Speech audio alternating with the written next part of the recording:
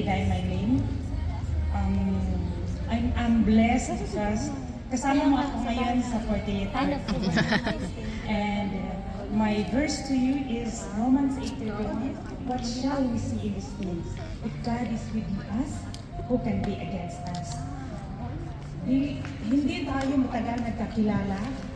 And reading your eyes, yung mga laughter, strong moments, and especially maalala ko talaga noong first banding natin. Of course, I met you at church. Pero nung first banding talaga natin dalawa, alam ko ng Bisaya ka, may strong woman ka, at naglaro tayo ng itlog, kasama ko pa ang jowa ko. Ang mga Bisaya talaga is palaban, gustong manalo.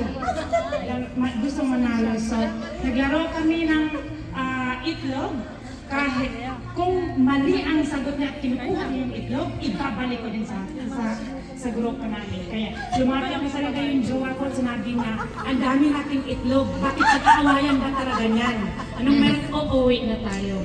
At sabi ko, ito ay ano lang, sa Bisaya na talagang competitive po kami. So, dahil may lead, I wish na good health, of course, and continue to be a blessing for us. And be happy and your energy level malampasan mo talaga dahil sa tawa at ang saya.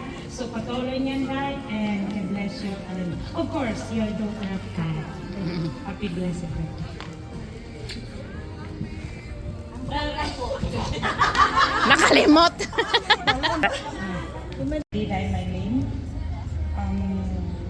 I'm blessed because kasama mo ako ngayon sa 48 And my verse to you is Romans 8:31.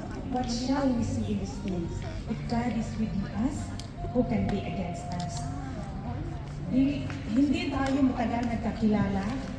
And reading your eyes, yung mga laughter, strong moments, and especially maalala ko talaga noong first banding natin. Of course, I met you at church.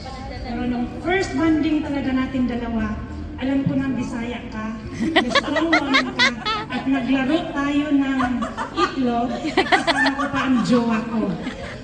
Ang mga Bisaya talaga is palaban, gustong manalo. Gustong manalo. So, naglaro kami ng itlog. Ito naman. Kay Giselle, hindi cake. Saan naman, sayang. Hindi na, idikit lang ata yan. Nakaka-daw yan. Para makita nila.